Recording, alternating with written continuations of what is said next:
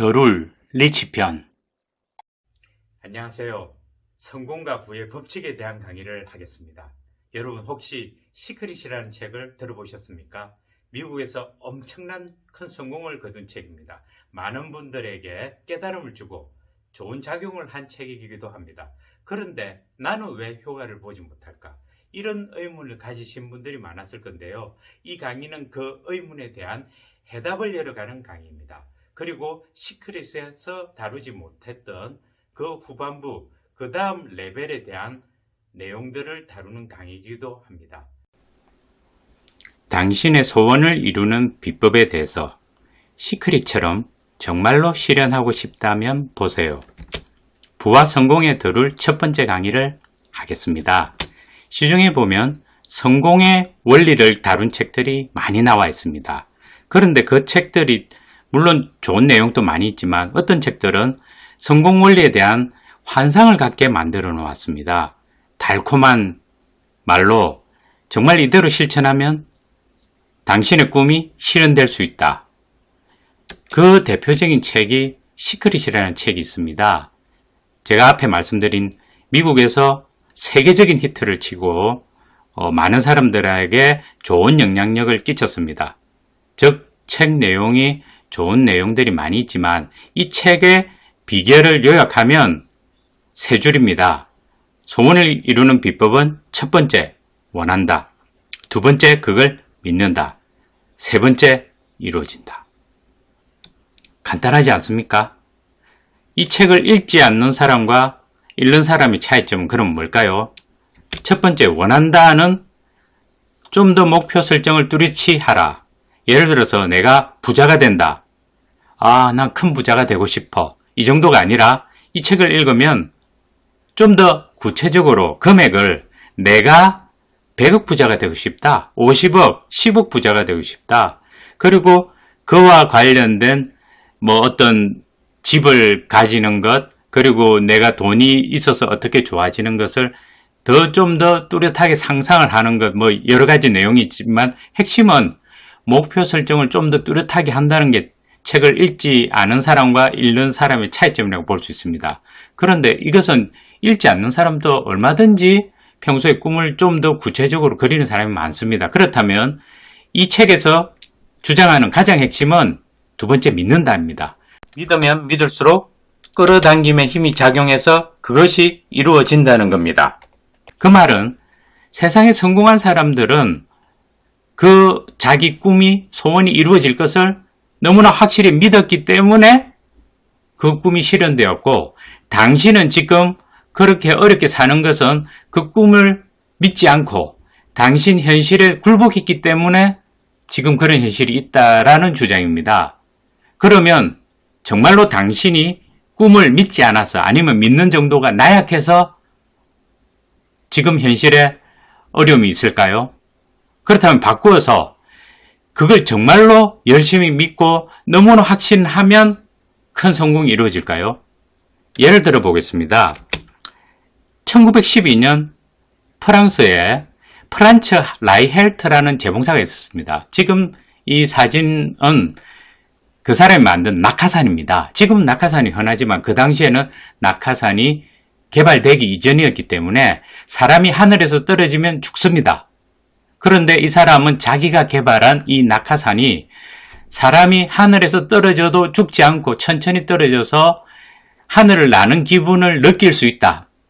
어떤 새의 꿈을 나는 인간이 실현할 수 있다고 자기는 철저히 믿었습니다.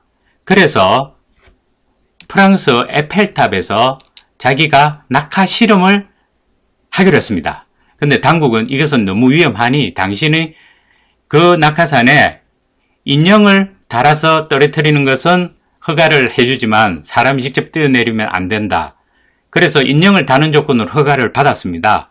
그렇게 해서 그 사람 당일날 마음이 바뀌었습니다. 나는 내 꿈이 이루어질 것을 너무나 철저히 믿기 때문에 나는 내 목숨을 걸어도 목에 칼이 들어와도 나는 이 믿음이 깨어지지 않는다.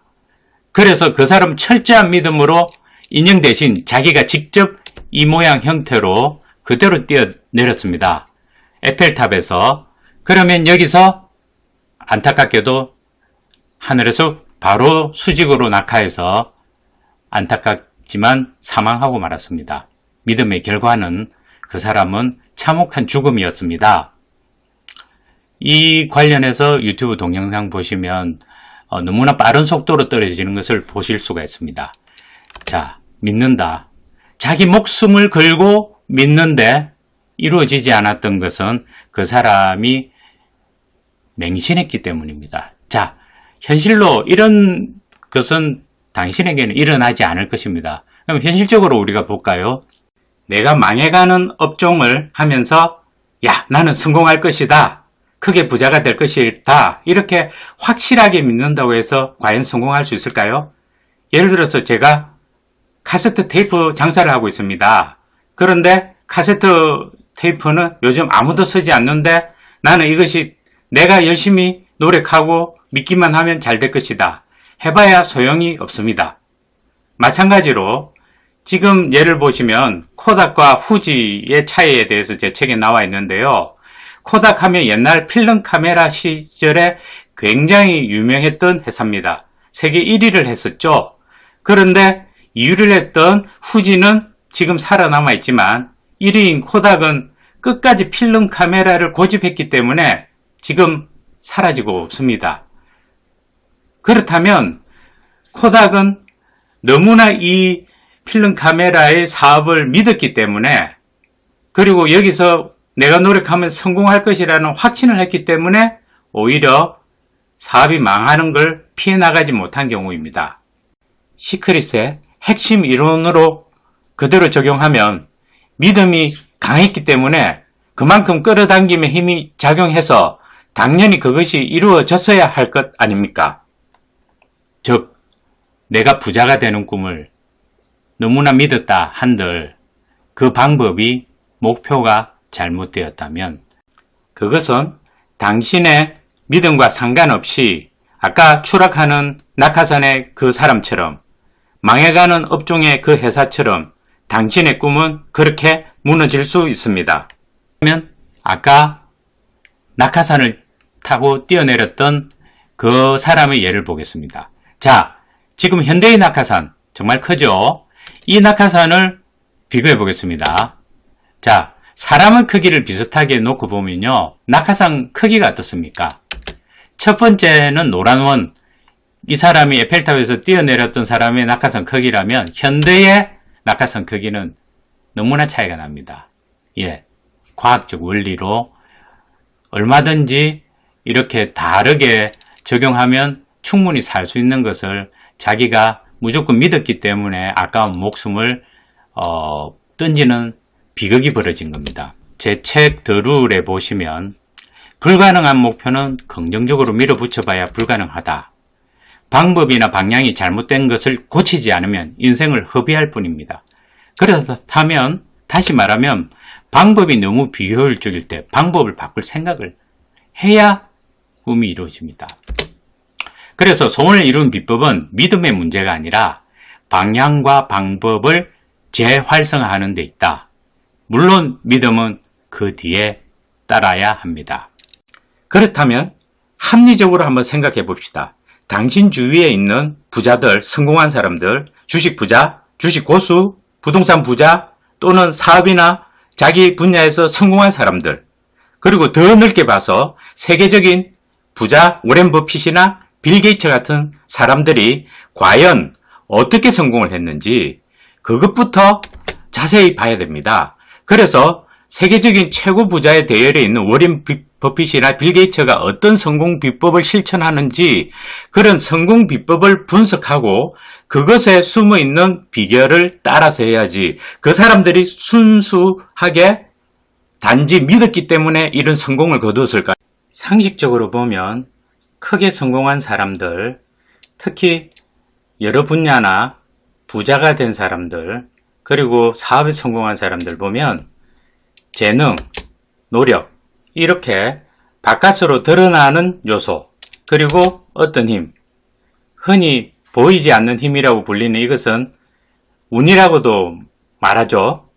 이런 바깥으로 드러나지 않는 요소, 이렇게 크게 세 가지로 보면요. 음악 역사에 보면 모차르트 같이 재능이 압도적으로 뛰어나든지 또는 에디슨 같이 노력을 정말 열심히 하든지 우리 사회에서 성공한 대부분의 사례는 재능과 노력으로 이루어져 있는 것 같습니다. 그렇다면 어떤 힘, 보이지 않는 힘, 운 같은 게 작용할 여지가 있을까요? 그런데 사실 들여다보면 재능과 노력으로 성공하는 그 이면에도 운은 작용하고 있습니다.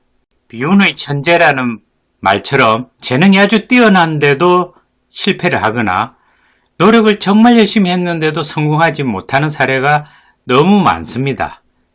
그래서 우리가 재능이 뛰어난데도 노력을 하는데도 성공을 하는 사람, 성공하지 못하는 사람, 그 이면에는 보이지 않는 힘이 작용하고 있습니다. 그래서 시크릿이 모두 거짓은 아닙니다. 단지 제가 말씀드리는 것은 믿는다, 그 하나로만 시크릿에 보이지 않는 힘을 이용할 수 있는 것이 아니라 그 원리는 따로, 비결이 따로 있습니다. 이 예를 한번 들어보시죠. 2002년 동계올림픽 금메달리스트 호주의 브래드 버리의 예를 보겠습니다. 이 사람은요, 예선 때는 지나친 긴장으로 두 번이나 부정 출발을 하는 바람에 실격될 수 있었는데 심판이 충분한 휴식 시간을 주는 덕분에 가까스로 예선을 통과하게 됩니다. 준준 결승, 이때에서는 선두 그룹에서 한참 뒤처져서 들어와 당연히 탈락인데 앞서 들어온 선수가 부정행위로 탈락하는 덕분에 가까스로 준결승에 진출하게 됩니다. 그리고 준결승, 지금 그림 보시면 4명 중에 제일 꼴찌로 달리고 있습니다. 준결승에는요, 강력한 우승 후보인 한국의 김동성 그리고 중국의 리자준 같은 우승 후보들이 있기 때문에 사실은 기대를 하지 못하는 상황이었습니다. 그런데 경기 도중에 리자준이 김동성의 발을 잡아채 김동성이랑 나머지 두 사람 다 넘어지는 바람에 브래드 버리가 결승에 진출하게 됩니다. 그리고 결승에서는 안현수, 안톤 오노, 리자준, 매튜 같은 굉장한 실력자들이 버티고 있어서 브래드 버리는 당연히 꼴찌를 할 거라고 예상을 했습니다. 그런데 브래드 버리는 이렇게 뒤쳐져서 가다가 앞에 선수들이 몽땅 다 넘어집니다. 이런 식으로 넘어지는 바람에 어이없게도 이 브래드 버리가 금메달을 따게 됩니다. 이 금메달이야말로 정말 보이지 않는 힘의 연속이라고 볼 수밖에 없을 것 같습니다. 여기서 재능과 실력, 노력 이런 것으로 반드시 성공하는 것이 아니라는 것을 여기 넘어진 김동성, 오노, 리자준, 안현수 이런 기라성 같은 선수들이 실패하는 것을 봐서라도 알 수 있을 것입니다. 결론적으로 부와 큰 성공은 당신이 재능과 노력으로 쟁취하는 것이 아니라 세상이 당신에게 선물을 해주는 것입니다. 그러므로 당신은 선물 받을 자격을 갖추고 세상에 성공을 달라고 요청을 해야 됩니다. 시크릿은 여기에 있습니다. 어떻게 선물 받을 자격을 갖추고 어떤 요령으로 당신이 요청을 해야 운을 끌어당길 수 있는지, 당신이 뭔가 원하는 바를 이루려면 하늘의 뜻대로, 자연 법칙대로 행해야 된다. 성공의 비법은 확률이 높은 길을 당신이 찾는 행운이 누적돼서 이루어지는 것입니다. 운은 당신과 같이 할 것입니다.